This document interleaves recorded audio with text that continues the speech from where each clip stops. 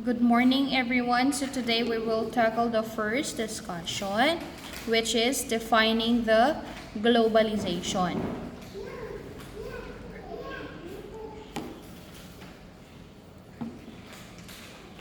Human beings have encountered many changes over the last century in their social relationship and social structures. So when we talk about social relationships and social structures, these are the social dimension. Alright? So social dimension of globalization refers to the impact of globalization on the life and work of people, on their families, in their societies. Concern and issues are often raised about the impact of globalization on employment, working condition, income, and social protection. Beyond the world of work, the social dimension encompasses security, culture, and identity, inclusion or exclusion, and the cohesiveness of family and communities. So that is the social relationship and social structures, which means the social dimension. Again, the social relationship and social structures are the social dimension of the globalization. All right. So globalization is simply defined as growing. All right. So when we talk, it is about the development or the growing. It means growing development. All right. Again, globalization is simply defined as growing, and growing is development. All right. Next, growing interdependence of the world's economies, cultures, and population. So yan yung tinatawag na nating development or growing the interdependence or the interconnection of the economies of the world, the culture and populations. So when we talk about the growing of interdependence, in regards to the economies, paano mag-outgrow, paano ma-develop ang isang ekonomiya, culture and population through the integration or the interconnection of the people. Okay, for example, here in the Philippines, nagbabarter or trading sila. So, trading or barter, it means exchanging of goods and services. By that, nandoon na yung tipong interconnection. No? Hindi lang po yung mag-i-exchange sila ng goods and services as well as information in regards to the culture and whatsoever na pwede nilang ma-share. So doon po nagsisimula yung development kasi may bagong natutunan ang kanya-kanyang mga lahi. Okay? Next. Alright, on the next slide, I will show some pictures and then we will going to describe it one by one, alright?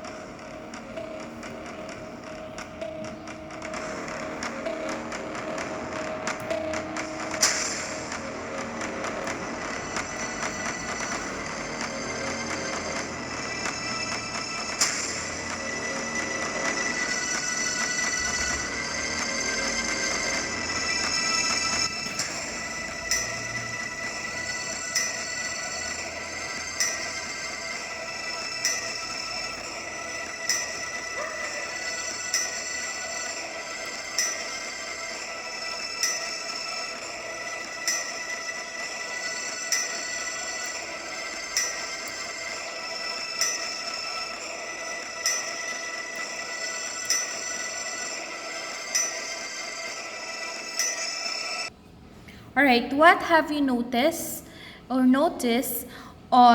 the pictures that I've shown you earlier on the slide? So, you've noticed that the people are evolving their way of living. As you can see, nandyan yung mga sinaunang tao kung paano sila gumawa ng fire. Alright.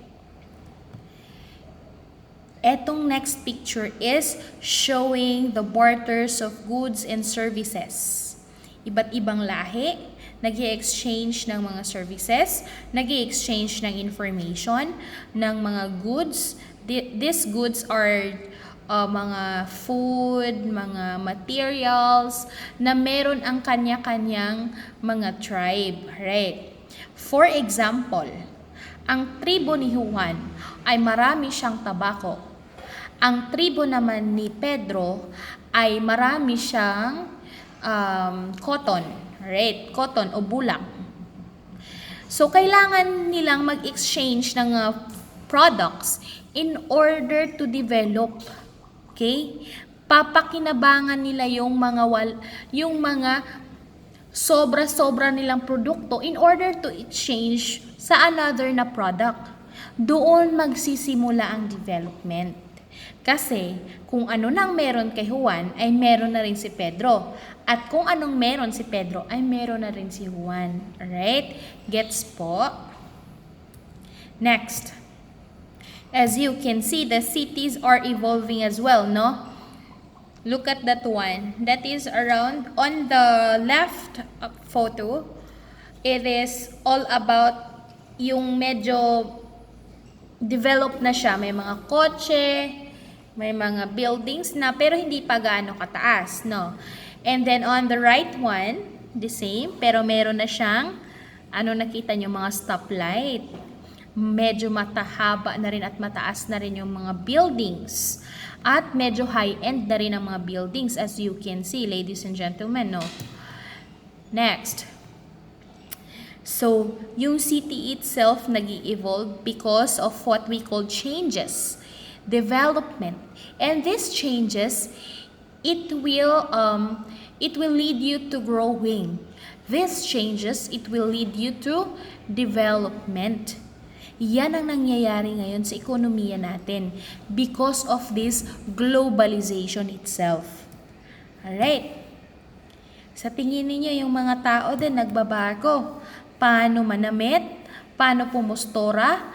Paano yung haba ng mga damit nila at kaikli ngayon? As you can see, maikli na ngayon. 'Di ba dati mahaba? Oh. Tingnan ninyo, pati yung mga paa, pati ulo, meron pa lahat. When time is changing, as the time goes around, nagbabago din yung paano tayo manamit. Way of living natin. Alright? Changes and the growth of globalization brought about by cross-border trades in goods and services, technologies, and flows of investment, people, and information. So, ito yung in-explain ko kanina. It is all about exchanging. Exchanging the goods and services, technology as well.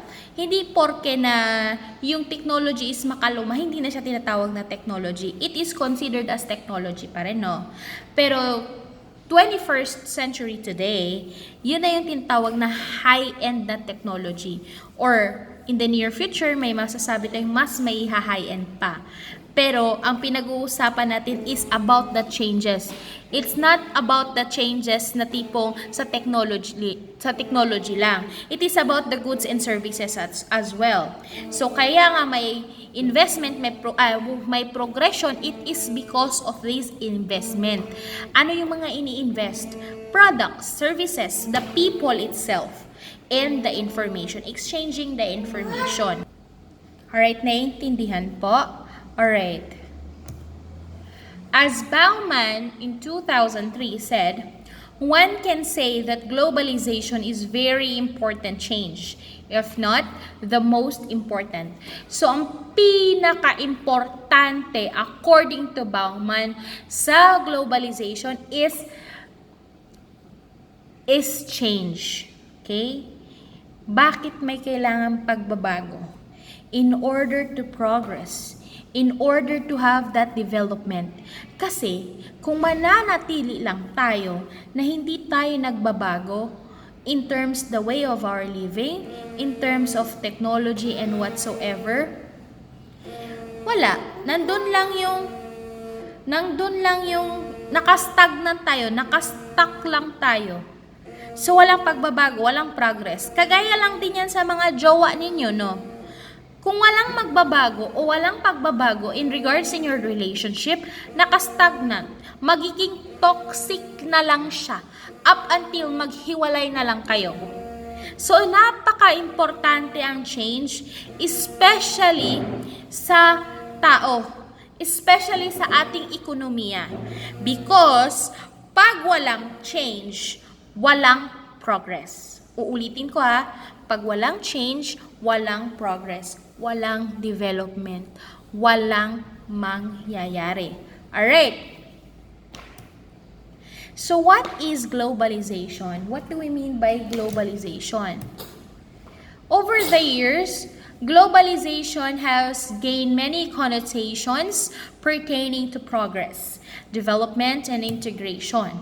So globalization is the word used to describe the growing interdependence of the world's economies, cultures, and populations brought about by cross-border trades in goods and services, technology, and flows of investment, people, and information. Alright. Why?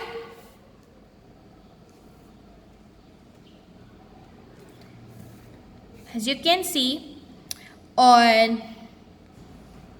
so globalization brings new potential for development and wealth creation. But there are divergent views and perception among people as concern its economic and social impact, and indeed widely varying impact on the interest and opportunities of different sector and economic and social actors. Some argue that the present model of the globalization has excalibrated problems of unemployment, inequality, and poverty, while others contend that globalization helps to reduce them. Of course, this problem predated globalization, but it is clear that for globalization to be politically and economically sustainable, it must be contribute to their reduction. Hence, the goal of the globalization which meets the needs of all people. Alright, so that is the simple discussion in regards of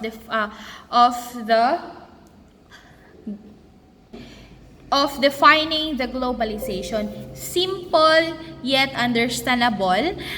In order to deepen our understanding, on the next discussion, we will talk about the task of defining the globalization as well as the problem, the hindrance, and the barrier of its development. Alright? So stay tuned, guys.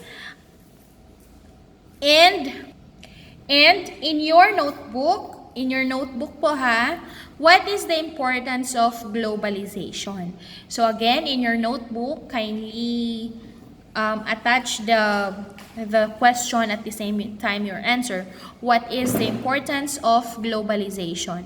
So guys, I hope you learned something from me today. Our next meeting will be our discussion, question and answer portion, and ano pa yung may dadagdag ninyo na insight in regards to the topic that we tackled already. Alright, so stay tuned guys. I hope you stay well and stay safe everyone. Have a great day ahead. Bye-bye.